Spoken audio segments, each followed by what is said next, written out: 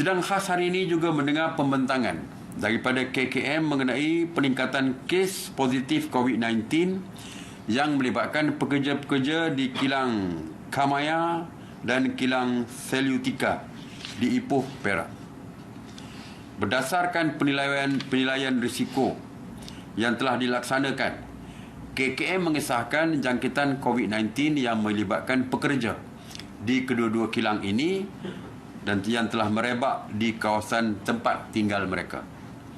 Sehingga kini seramai 1,402 pekerja daripada kilang Kamaya telah disaring dan jumlah kumulatif kes positif yang direkodkan adalah 228 kes.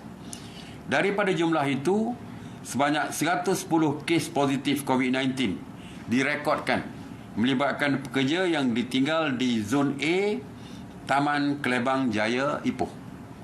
Manakala 737 ujian saringan telah dilaksanakan dalam kalangan pekerja di kilang Selutika. Sebanyak 119 kes positif COVID-19 telah direkodkan dan 618 saringan masih menunggu keputusan. Daripada jumlah itu, 89 kes positif COVID-19 adalah melibatkan jangkitan pekerja yang tinggal di Taman Pinji Mewah. Atas nasihat KKM, sidang khas hari ini bersetuju untuk melaksanakan PKP diperketatkan selama 14 hari bermula 1 Disember sehingga 14 Disember, iaitu di Zon A, Taman Kelebang Jaya yang melibatkan 1,061 buah rumah dengan jumlah penduduk seramai 4,244 orang. Taman Pinji Mewah 1,430 buah rumah dan 44 unit kedai dan pejabat dengan jumlah penduduk seramai 5,720 orang.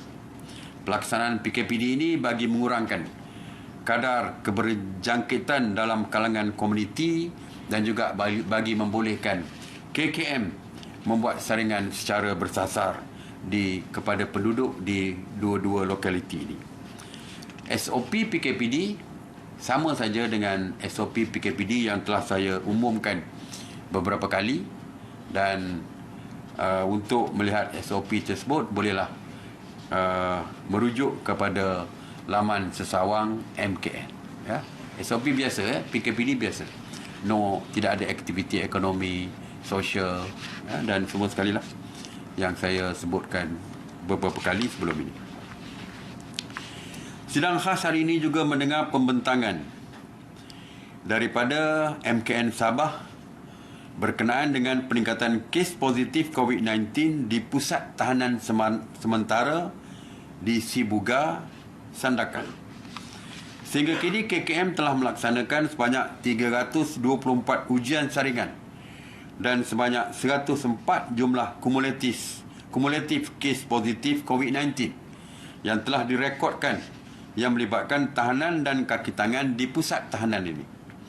Berdasarkan penilaian risiko dan atas nasihat KKM, sidang khas hari ini bersetuju untuk melaksanakan PKPD di pusat tahanan sementara Sibuga, Sandakan selama 14 hari bermula 2 Disember sehingga 15 Disember, dan PKPD ini akan melibatkan 1,209 individu yang terdiri daripada 1,104 tahanan dan 105 kaki tangan.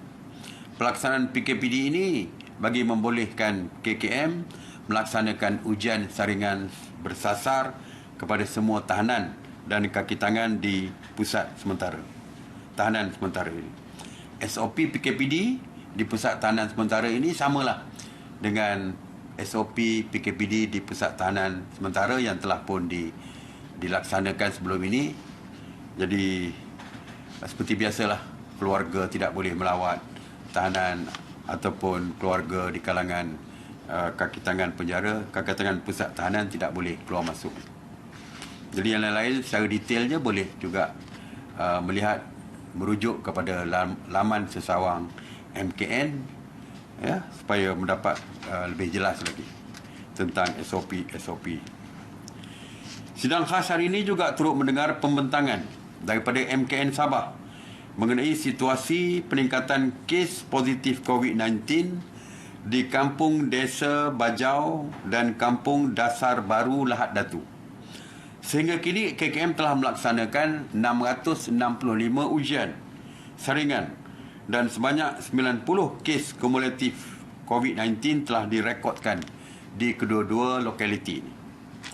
Atas nasihat KKM, sidang khas hari ini bersetuju untuk melaksanakan PKPD diperketatkan di Kampung Desa Bajau dan Kampung Dasar Baru Lahad Datu Sabah selama 14 hari bermula 2 Disember sehingga 15 Disember. Pelaksanaan PKPD ini akan melibatkan 914 buah rumah dengan jumlah seramai 4,934 orang penduduk. SOP PKPD di Sabah sama, iaitu kedai runcit semuanya tidak dibenarkan, aktiviti sosial, ekonomi dan lain-lain, kecuali kedai runcit dibenarkan dibuka di kawasan tersebut dan pasar boleh dibuka sebanyak 2 kali seminggu. Dan jika barang keperluan tidak terdapat di kedai runcit tersebut, penduduk satu orang, satu family daripada satu keluarga dibenarkan untuk keluar daripada kawasan PKPD untuk membeli barangan yang diperlukan yang tidak ada di kedai runcit tersebut. Dan untuk maklumat detail mengenai SOP boleh dirujuk kepada laman sesawang MKN. Jadi untuk keluar tu selain pada membeli barangan juga untuk mengeluarkan wang tunai di ATM ataupun bank-bank di bandar yang terdekat. Jadi itu sajalah yang saya nak sampaikan pada hari ini.